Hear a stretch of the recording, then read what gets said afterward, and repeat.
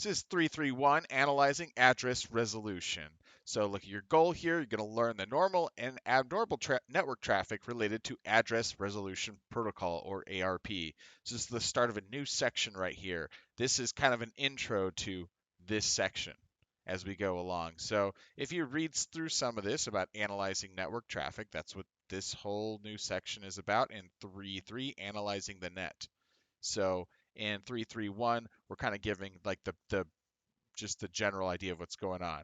And here there's some review about how we segment our packets in the different layers. Done this before in a previous class. So you got this layer as your data layer, and then the transport layer here, UDP or TCP. Know the difference, it's right in here in the lesson. We have our network layer right here, and then your physical data link layers below.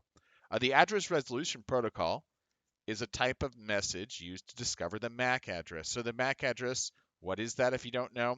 MAC address is like your physical address of like your computer. So it's not your IP address, it's like where you are on the internet. The MAC address is like it's like a unique name for your computer. So it's a way like no other machine on the out there right will have the same MAC address. So in this way it's about discovering the MAC address and kind of tying the MAC address to the IP address. So a few things about the ARP to resolve the MAC addresses. Basically, servers have this keep track of like IPs and the MAC address, or which server has which IP. So here's an example of a network. Let's say you're host number C right here, and you keep track of this table. Well, let's say you need to update this table. What are you going to do? There's two methods to updating it. Kind of a nice thing. So C wants to update it. It sends a message out to the switch and says, hey, who's at IP address W? Sends that out, and the message will go out to everyone. And then you get a response from the D right here. It says, hey, I'm IPW, and I send the message to the switch and to C, and then C updates their table. So that's when a server wants to update their list. Now, there's another method where, hey, you add a new host or new server onto the switch, and it says, hey, I need to get everyone's address. So this thing will send a message out, or it needs not get everyone, but at least tell everyone it now exists. So it'll send a message and say, hey, I'm on the network now. This is my IP and this is my MAC address, and then everyone else updates their table. So two different ways of sending messages. And so this is about analyzing that traffic. So let's begin. I'm going to set this up again. So again, you can do this at home or you can watch me. Hopefully you can see both sides of the screen. I have loaded this up. I haven't done this before, so we're just going to go straight in. Step number 1, it's open. Number 2, on the desktop, open the activities folder. So activities here. And it's going to be A331 because that's what we're in. Double click ARP resolution.pcap file. So double clicking it. And that's a Wireshark capture file. This capture has two packets, one with an ARP request message and the other is a corresponding ARP reply message. All right, so there's the layers they're on. In the packet line pane, select the first packet. So that would be this first packet right here. Can you see that at all? It seems to be cut off on my screen. Oh. Why is it cut off like that? That's weird. I want to hit refresh. Oh. Oh, I see what's going on because I remember what I have to do. So I got to do like this. That's what I did. Okay, cool. So we click right here on this screen and it says the packet list pane, select the first packet. Wireshark identifies that packet as part of the ARP protocol. And Wireshark will say it's part of the ARP protocol. I'm going to hit refresh so it makes the resolution a little bit better. Sometimes that fixes things. Oh, hope it didn't mess up. Okay, so hopefully you can see this.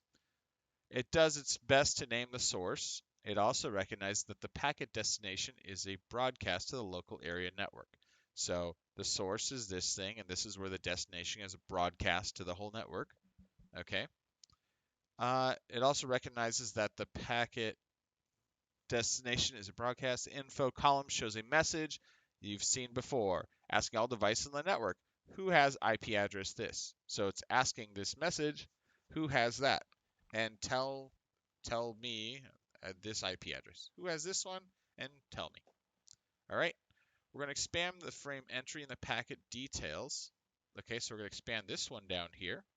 Record some of the packet details in here. So let's type these in. When's the arrival time? Arrival time would be right here. So, I don't know. Is there a way to copy and paste?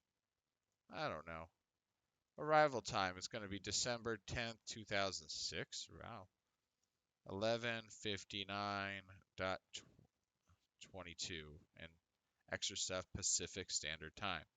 What is the frame length? Okay, so we go frame length is going to be 42 bytes. And the protocols in the frame. So protocols in the frame are right here. It's going to be ether type, ARP. Okay, cool. So we've recorded some information about that packet. We're going to expand Ethernet 2. Remember which one that is. Oh, that'd be this one right here. Expand Ethernet 2 entry packet details and record the following items. The source address. So the source address would be, I think we could just I'll do the whole source. AR underscore 6E. Might be a way to copy paste. I don't remember. And then this other part right here is the MAC address. So when you have like with the colons, the 2 digits, they're the alpha numbers or letters. This is a MAC address, 6E 8B 24. So that's the MAC address for the source. Now the destination address, okay, so this is a broadcast. So this is, and why is it all Fs? I think that was in a previous lesson. I mean, that's because we're just broadcasting to everyone, so there is no MAC address. How many of these double F? 6 of them, right? So 1, 2, 3, 4, 5, 6. Okay, so there you go. So there's no destination. What is the format of these two addresses? They're MAC address. What makes a destination a broadcast address? Okay, so if you broadcast this, it's a special MAC address recognized to be broadcast. So that's saying you're not going to someone in particular, you're just going out to everyone. Okay, cool. Hey. All right, step 6, expand the address resolution protocol. So I'm going to collapse this, expand this, and let's enter these values right here. So record the protocol type is going to be IPv4. Sure. The opcode is going to be a request. So what type of message? And I'll say it's 1 is probably the number. So it's a request type of operation it wants. The sender MAC address is going to be, I'm just going to do 016CE 6E 8B24. And the source sender source IP address will be 192.168.0.114. The target MAC address is all zeros. There's 6 pairs. And the destination IP address is also all zeros. Oh, no, it's not. 192.168.0.1. All right, cool. Can you guess why the target MAC address is all zeros? Because there is no. This was a broadcast. So it serves as a placeholder value. So yeah, there's no target, so it's just placeholder. Now you'll use the packet bytes pane to observe a byte-by-byte view of the data in the packet. Each byte is represented by a pair of hexadecimal 16 characters. Hex is like 0 through 9, and then A, B, C, D, E. So basically it goes 0 through 15 are the 16 digits. So that's why, like you see in the MAC addresses, you see C's and E's. Those actually represent numbers. And you only see A, B, C, D, and E. Recall the packet bytes pane is the bottom of the Wireshark window and called a hex dump. Oh, that'd be this thing down here. So we can look at this. To begin your byte-by-byte review, click Ethernet. click on Ethernet 2 and then destination. And then, oh, why is it? Ugh, it looks really weird. Okay, hopefully you can see that better now. So destination. Why is it? Oh, that's probably what it does when I click that. It's like highlighting what parts of the message. Got it. Then observe that the data is highlighted in the packets. So, okay, cool. And that's what it's supposed to do in that picture. The highlight data is the destination address, which was 0. So this is kind of like, this is like the details and like ways that we can read it, but this is what it's actually sending. It's just a bunch of hexadecimal, which is just zeros and ones, basically. So that's kind of like the raw data there, right? Or how do they call it? The hex dump, sure. In the packet details, click next to Ethernet 2 entry source. Oh, so there's the source. So the destination, the source is right there. And there you go. Byte 6 is 6 bytes long. Cool. Click through the next few packet details entries. Wow. Oh, thanks. This is a virtual machine. Why would it even do that? Weird. Entries observing when highlight packets as you go. So, okay, you can just do this. It's all our information, right? You can click around here. Click the sender MAC address. So, like, all the information we wrote down is also in here. I think that's the point of this right now, saying, oh, look, you know how we got that? Well, we don't send messages in this format. They send it in this format, and with the location of that message on here tells us what each of those are. Check the sender address that compare the address values to the packet details pane and the packet bytes pane. Are they the same? Why not? Sender address values to the packet details pane. They should be the same, right? They appear to be different. Oh. One is decimal and the other in base 16. Okay, so what was oh, the IP address. So if you do, okay, so here's that thing. So MAC address come out the same because it's hexadecimal. But if you do IPs right here, this is like regular decimal numbers. But this doesn't look like what we're used to. Well, and that's because this is doing digits in hexadecimal, so base 16, and this is decimal, which is base 10 math. So if you'd actually do like a 192 as the base 10 decimal numbers, regular numbers, translates to, I believe, CO. That makes sense, because C would be AB 13 times 16. Is that right? Something like that. No, so that's kind of how it's translating. Let's believe that, yeah. All right, cool. So that's why they're different. Okay, cool. Details of an ARP reply packet. So in the packet list pane, okay, so that was a broadcast in a message, and then select the second packet. So that's this. This is probably a reply packet right here, right? So Wireshark captures all that network traffic, and it's just that's what we did when we did observing on the network. So it captured these two packets here. All right. That's not typical, you know, you've done this before. There'd be a lot of stuff in here. They're just making this simple for us. In the packet list pane, select the second packet, this one. Like the request, Wireshark identifies this reply packet as part of the ARP protocol. It reports source and destination addresses. Once again, the packet details pane tells us more about this packet. If necessary, expand. So let's do the details pane for this packet. We're going to do packet details. What's the arrival time right here? Let's see, we did it frame 2. Arrival time, you can see that right here. It's going to be, why are these so old? Like, what are they? What, Project Lead the Way holding on to these for this long? That's kind of weird to me. So 22, and yeah, it's not exactly, you can just type all that in, Pacific Standard Time. It's okay. Frame length, so frame length here is going to be 46 bytes. And protocols in the frames. The protocols, okay, so I'm just type all this. Okay, so that does all that, cool. Compare the reply data to the request packet. Verify the protocols match and that the reply arrival time is after the request arrival time. Okay, so I guess reply 1159.22.884, what did we say above?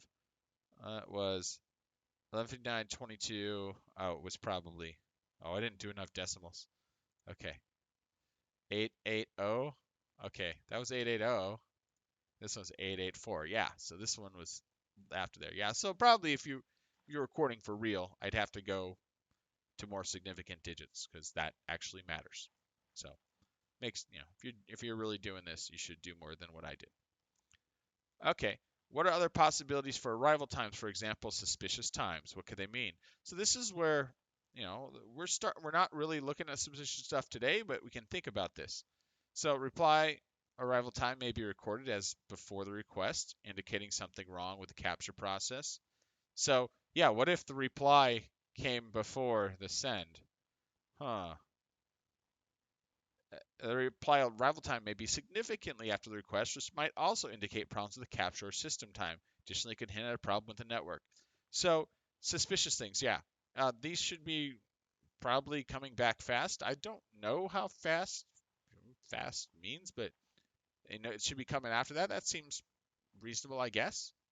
But if this reply was before the send, that would be suspicious. Or if it took super long, that might indicate some kind of suspicious activity. Or so that's the kind of things you can watch out for. Expand the Ethernet entry and record this information. So the source address is going to be the D-link right there. So I'm just going to go 001346 0B 22BA. Close enough. Destination address. Okay, so the destination address would have been this one. 0016CE 6E 8B24. Where have you seen the destination before? And you should know that it was, hey, destination would be this broadcast one right here. And the reply destination address matches the broadcast source address. So that's the idea right here. Destination 016CE. If you click back on this, the source 016CE. So yes, it's replying to this one, which is what you should expect. All right. So we're all doing, got MAC addresses here. Usually we were dealing before, we were doing like the IP address as a server, but now we're kind of looking at MAC addresses too. All right. Necessary, expand the address resolution protocol. Okay, that'd be this one. And record the details. Protocol type, IPv4.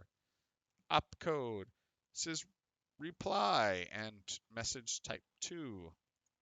Sender source, MAC address would be 001346 0B22BA, and the source IP address 192.168.0.1, and the target MAC address is 0016CE6E 8B24, with the destination IP address is going to be 192.168.0.114. Comparing the request and reply packets, how are the opcodes related? Okay, so how the opcodes related? If you remember from last time, this opcode was a request, and this was a reply. So opcode for the reply is 2, and it represents the answer for the request, opcode 1. So those numbers are like it's what those mean in English, but like there's a bunch of codes. If I send you a number 1 or number 2, it's a reply type message. What is the sender address MAC value? Where else does it appear on Wireshark? Well, that sender, where else does that appear? Let's look. Address resolution protocol. Sender MAC address is represented in two forms: D-link, this, and this. The MAC address matches the address in the packet list source column. Packet list source column. Okay, 6 bytes of packets. I think we've seen that kind of stuff before. Consider a situation where the sender MAC address doesn't match the host sending the reply. So the sender's MAC address doesn't match that of the host sending the reply. What might that indicate? So if you're sending a message, but it's the MAC address and it doesn't match the actual host. Oh, so here's the thing. The idea, I think, is, what does that mean?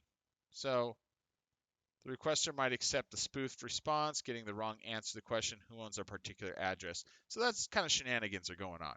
If those things don't match up, and the MAC addresses and all these tied to the right IP address, this is how things get messed up. This is how suspicious things can happen.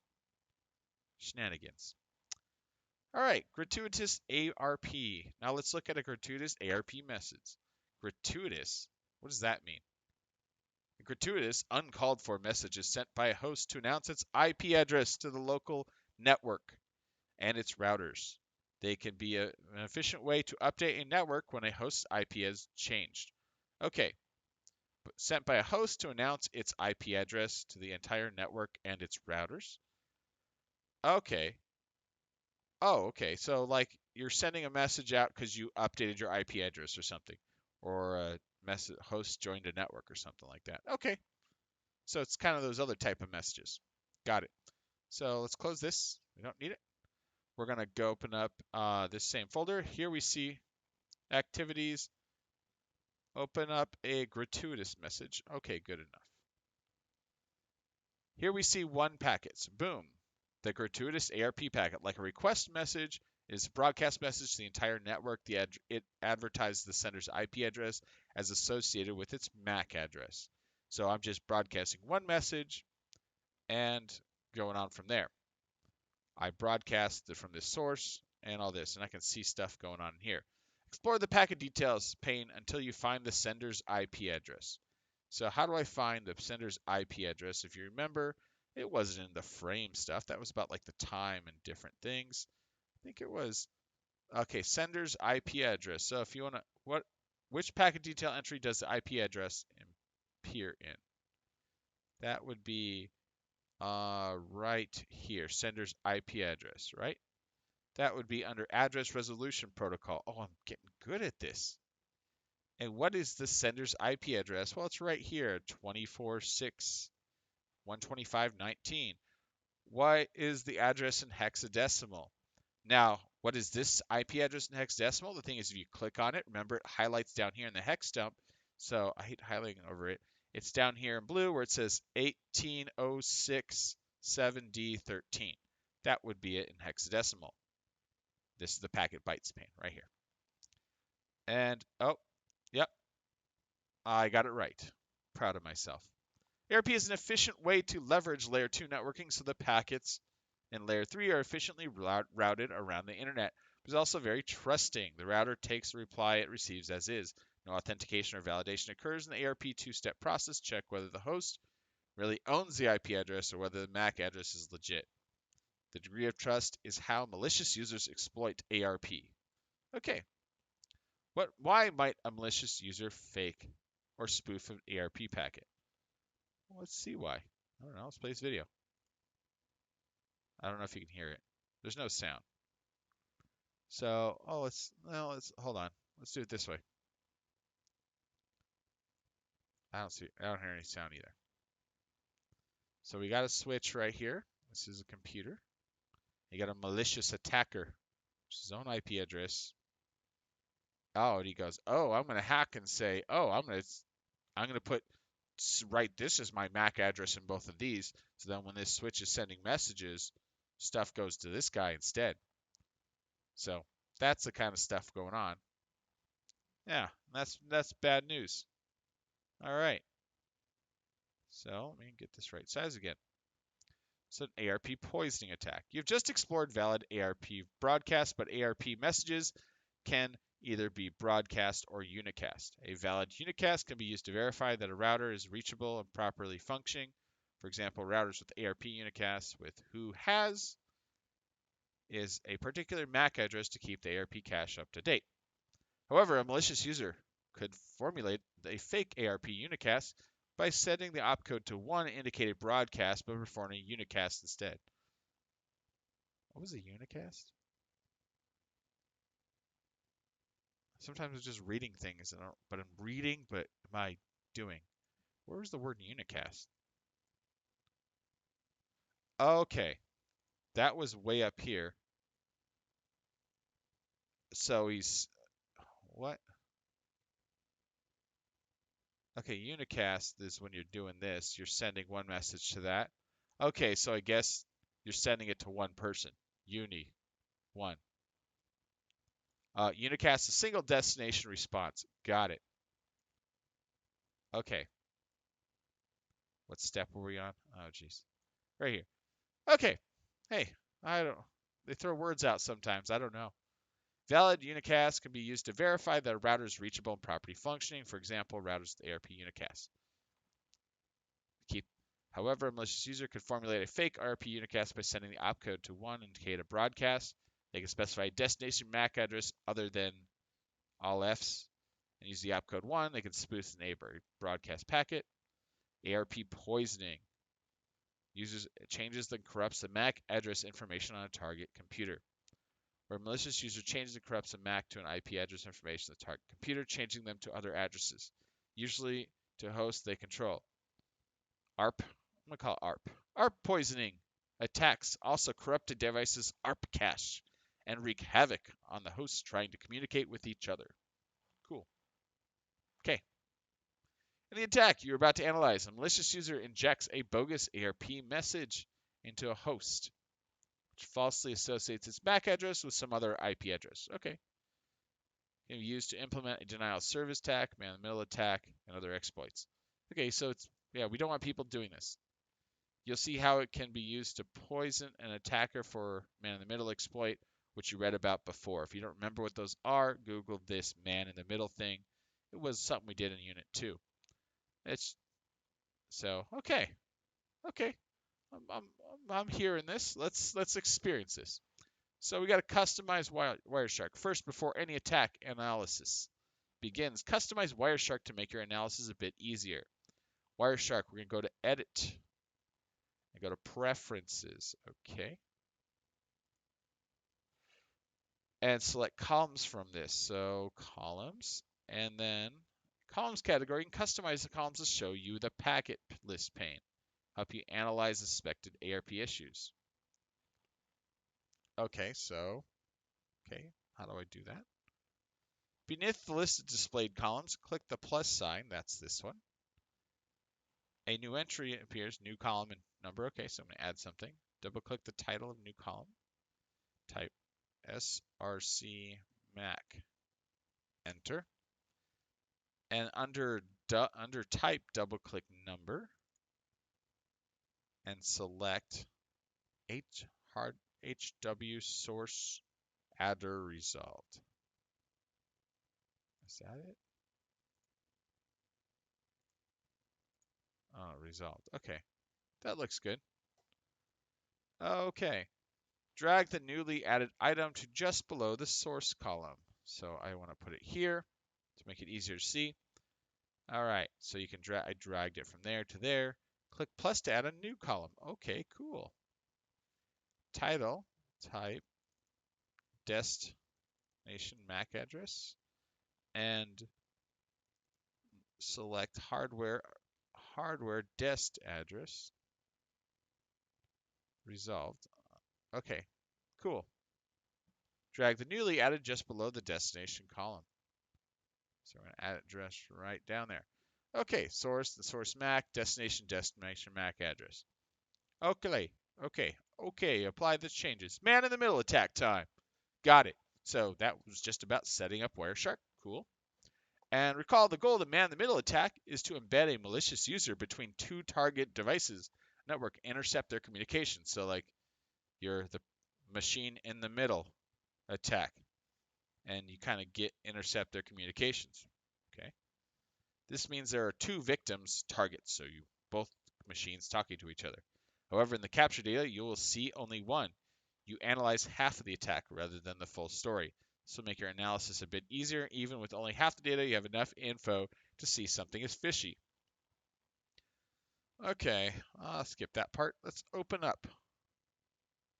Okay, so I made those changes. I don't want to close that. Let's open up Poison. I hope it has, yeah, okay, it still has all that stuff. That's weird about, I don't know if it would delete everything.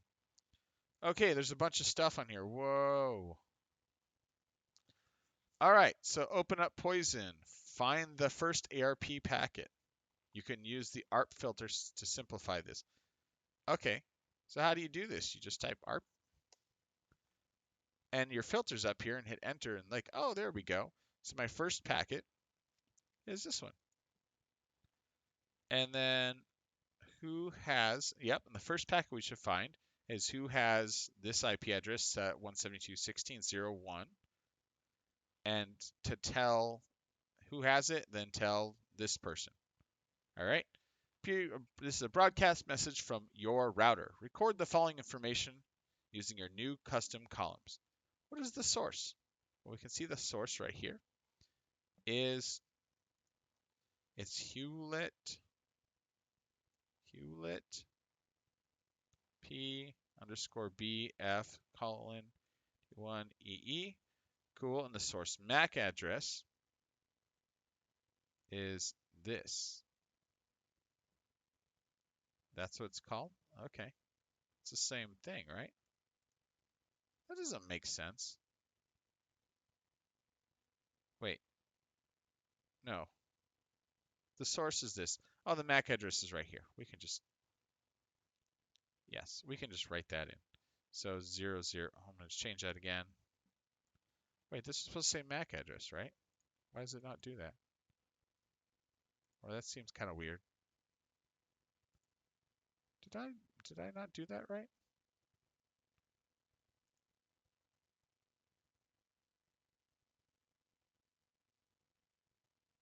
No, it's right. Okay, I would just think it wouldn't be written that way. But I don't know. The source MAC address is right here. So I just want to write it in the actual numbers. 025, oh wait, 025 B3 BF 91EE. The destination address is going to be the Dell underscore CO 56FO. And destination MAC address, yeah, I don't like that it's just doing the names. Doesn't seem right. I don't know. That kind of bugs me. But it's down here. You can see it right here. So you go 0021. Maybe I'll figure out why it looks that way later. I don't know if that's a mistake. Okay, in the packet details pane, expand the... Did I do that right? Record the following using your new custom columns. I don't like that it's not. Oh, maybe it was supposed to be that. I don't know. You know what? It bugs me enough. I'm going to look at answers. Got answers right. Teacher resources. We'll look at answers. Okay. Oh, yep. You're just supposed to have the same names. Okay, fine. So, was just supposed to be this. Copy and paste. Sure. Okay, cool. And the packet details pane. Expand the address resolution protocol. That's this one. And move this out of my way so I can see it. Oh, I dragged that too far. Okay, good. Record the following. What's the opcode? It's going to be a request. 1. Sender MAC address is going to be 0025 B3 BF 91EE. Sender IP address 172.16.0.1. Target MAC address is going to be all zeros, so 6 pairs. Close enough. Semicolons, I don't care.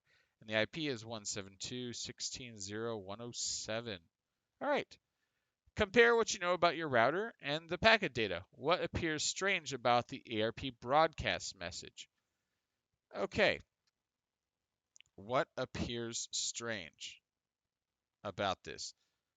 Why does this have an IP address? I thought that's not supposed to have an IP address. Isn't that right? The first and most important thing you should notice, the MAC address of your router is reported in the packet. As reported in the packet is now incorrect. It has address this. Oh. Is acting like your router. Oh. Okay, sender. What you should notice is that the MAC address of my router is reported in the packet is now incorrect. It has the address of this. Okay, so maybe we're supposed to... My router was something different, right? Oh.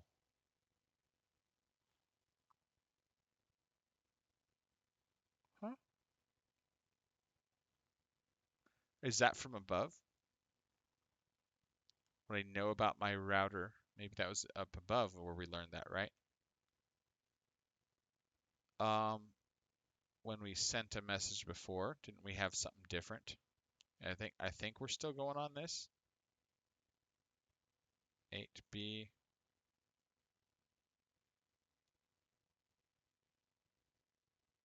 Okay. 1601. No, I don't think it's the same stuff.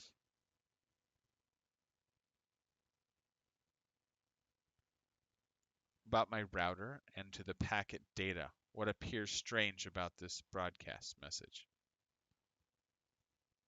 Router. Answers. I don't think they really talk about that in there. 31. Yeah, they don't talk. They just give me answers. The first thing and most important thing you should notice the MAC address of your router is reported in the packet is now incorrect. Okay. Okay. So this is from this. It's just asking who has that and tell that. Okay. Ethernet, but that's.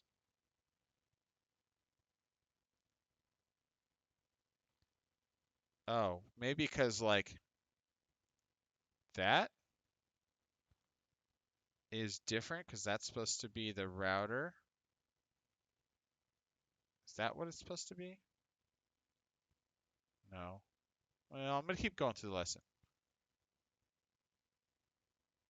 I missed something in here. Oh well. Next, compare the ARP message to the one you know from that is legitimate from, oh, the resolution. Next, compare this ARP message to the one that you know is legitimate from the previous resolution. So it opens in another instance of Wireshark.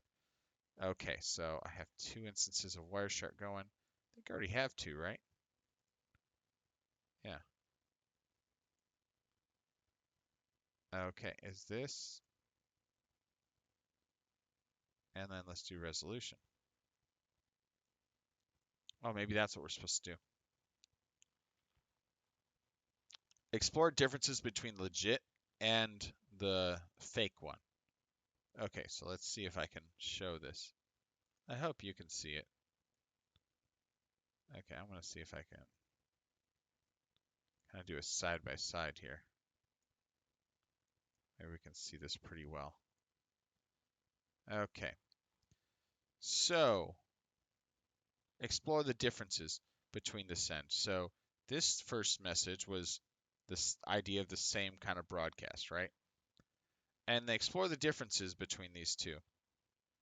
What are some additional clues that indicate a message has been poisoned? Okay, so let's see what they say. In the poison packet, so that's the bad one, which is over here. This packet's supposed to be bad. The packet details report the target address is a bunch of zeros, right? Okay, so it points that the target address is all zeros in the bad one. This indicates a broadcast address. However, this address conveys the destination MAC address above. Okay, with the destination MAC address. Oh. Oh, yeah. So there you go. Okay, that's probably the confusion right there, right? This is supposed to be a broadcast message. This one is just going to a certain MAC address. Yeah, you should suspect that this packet is not really a broadcast message. Rather, it's a unicast message going from one specific target to spoof the router's address. Okay, that's it. So typically this should be a broadcast message, but over here, the destination was going to someone specific, but it really should have been, if you want to be a broadcast, just to say broadcast, to make sure it's just going out to the world. But when you actually look at the details on actual the destination broadcast, oh, that's different. So is that what first thing notice? Okay. So that's the kind of stuff you should notice. Cool. Find the ARP reply to this request. Record the following information. Okay, so that's going to be this one. I'll expand it again. ARP reply to this request. So, and that would be, who has this? That would be this one. That'd be the reply. What's the opcode? This is going to be reply. Sender MAC address, which would be 002170C0 56F0. And, oops, 00 didn't type in. Weird. Sender IP address is going to be 172.16.0.107. Target is going to be 0025B3BF91EE. Target IP address is going to be 172.16.0.1. What seems strange about the target IP address and the target MAC address? Okay, before I do that, okay, what seems strange, I'm just going to check this. Target IP address is my router, but the MAC address is incorrect. Okay, because that's like the address for the router, the 01, right? But that's not the MAC address of my router, because that's what we were supposed to recognize before. I guess I just didn't really understand my router's MAC address. This is another clue that ARP poisoning has occurred, indicates that is the culprit. So this is like trying to pretend it's my router. So instead of going to my router, it goes to it first, and then so it's like that man in the middle thing. Okay, cool. Record the packet numbers for the ARP request and reply. You'll reference these packet numbers later. Numbers are right up here, so the request was at number 54, and this one was 55. So reply. The next steps, you'll try to see what any information you intercepted by the man in the middle. Because of your packet analysis, you suspect this Hewlett-Packard thing has spoofed your router IP address, is acting against your router. This allows the host to act as a man in the middle. Since the spoofed message was sent to Dell, it is the likely target. Okay, so it was saying, hey, pretend I'm getting this. So Dell is the one vulnerable and being targeted by the man in the middle, which is this Hewlett-Packard. It's like, to confirm your suspicions, you'll compare a good communication with a Dell machine to a bad one. All right, so let's clear any filter requests. Step 35, clear that. And reorder packets by packet number. Okay, so we're going to hit enter. So we have every packet and make sure it's ordered by packet number. The way you do this is by hitting number up here. So this is how you can just set how it sorts. To make your analysis easier, view only the MAC address of this packet capture. Modify the column heading so you do not see the source and destination. How do I do that? Sure. Edit preferences. And in the left-hand column, so we go to columns. Select appearance, go to columns. Uncheck the boxes for source and destination. Okay. MAC addresses. Okay, cool. Okay, so here we go. Scroll through the packet list looking for changes in communication patterns near the packets with the ARP poisoned. So that would be around 54, 55, right? Looking for changes in the communication patterns near the packets with the ARP poison attempt. Try to see a glitch or other anomaly, something unexpected. So the idea is that we're looking at these. So we know these were the two weird ones. But is there any other kind of glitch or thing going on? Geez, I don't know. Maybe the one is bad too? Because it's Dell. I don't know. There's a lot of stuff here. I'm not an expert. Consider the goal of the ARP poison attack. A man in the middle is trying to intercept communications to see everything as a victim. A man in the middle is trying to intercept communications to see everything a victim sends across the network. How does the MAC address change before and after the anomaly? Okay, so I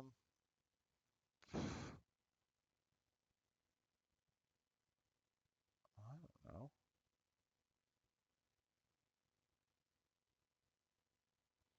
So who's the bad one? Okay, Hewlett Packard is the bad one, HP.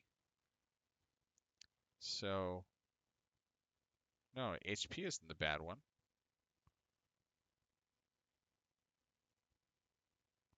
Oh, no, that is the bad one. I mean, it's probably this, and then, oh, well, the Dell was communicating with Cisco back and forth. Now the Dell is communicating with Hewlett Packard right here, back and forth. Okay, so I think that's the idea, is that maybe you had all this going on, and then all of a sudden, after there's a switch here, and then it switches here somewhere, and then now it's going to this guy instead.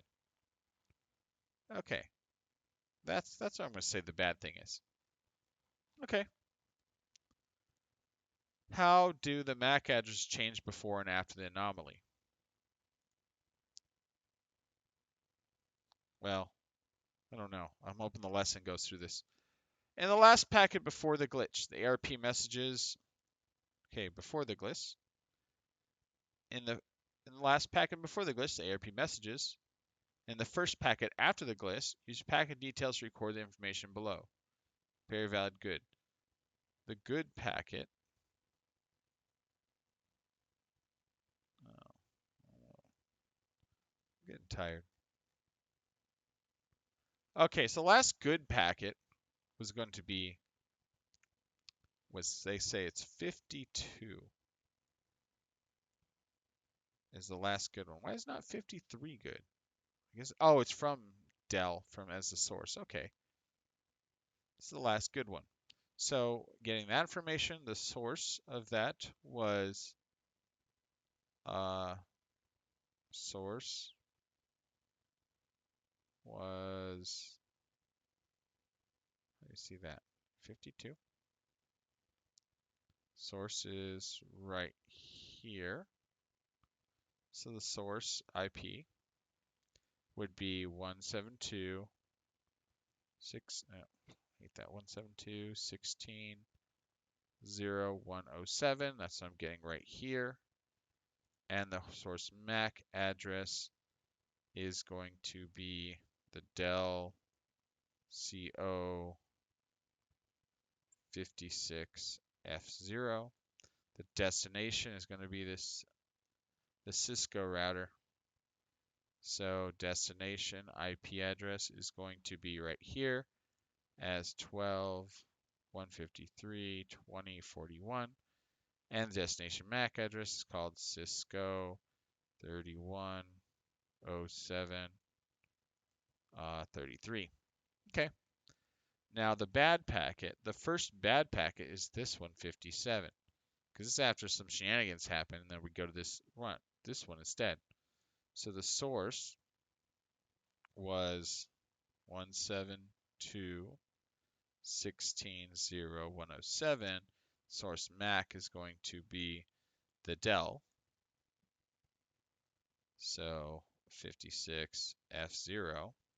And the destination is going to be 74, 125, 95, 147.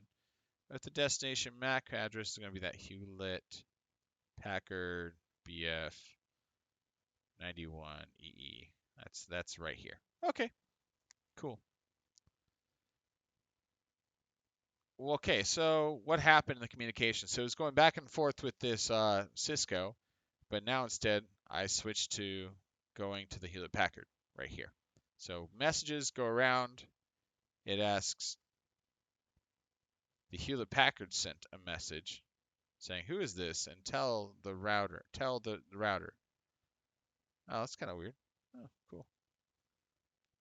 Describe the change in communication pattern. What do you suppose the change might indicate after the attempted attack? So, about the attempted attack, so all it's doing is it's just instead of communicating with Cisco, communicating here. All right, gonna keep moving.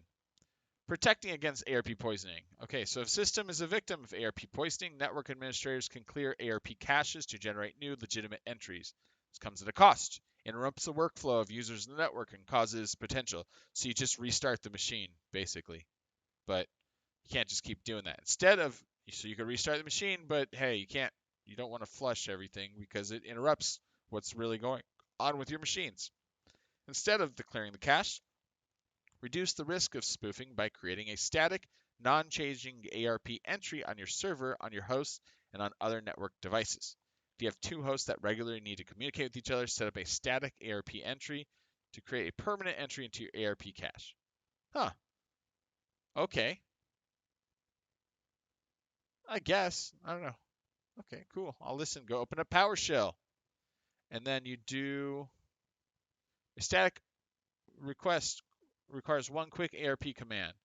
So static entry, do at ARP-S 157, 55, 85, 21, 00, AA 00, 62, C6, 09.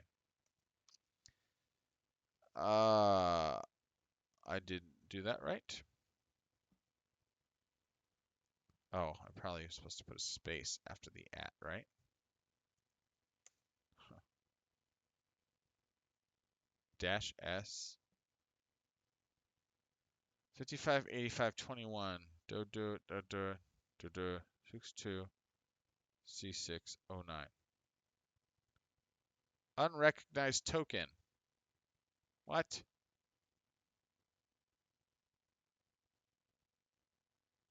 Why would it do this to me? I don't understand why I would have problems.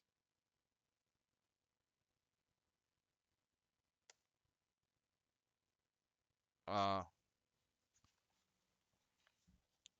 Token and source tech. What doesn't it like? Dash S. What do the parameters represent? I don't understand that. Why would it give me an error? Oh, maybe I don't do the at.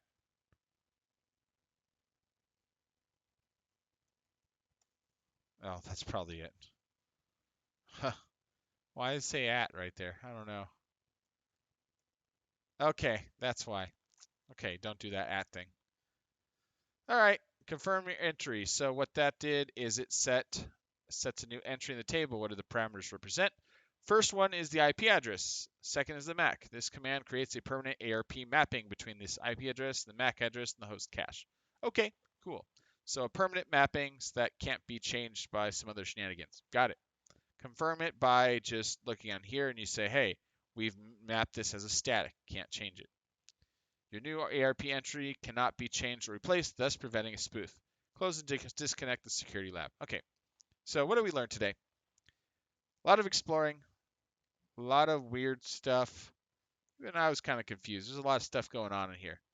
But you're kind of seeing how, I guess what you can get from this is what one way this ARP communication protocol, understand that there's vulnerabilities in this and there's ways around this. I'd like more explanation of this idea of doing a static list right here. I mean, that seems like a way to fix the problems, or I don't know. I want more of that. So, hey, maybe we look some stuff up on some extra videos. All right, that's it. So, what assumptions does ARP make that could result in system vulnerabilities? Uh, you know, it's going to assume. I guess you guys can answer these questions. It's going to assume that there's no malicious stuff going on. It's very trusting, as we learned above. So, thanks for watching. I'm done with this video.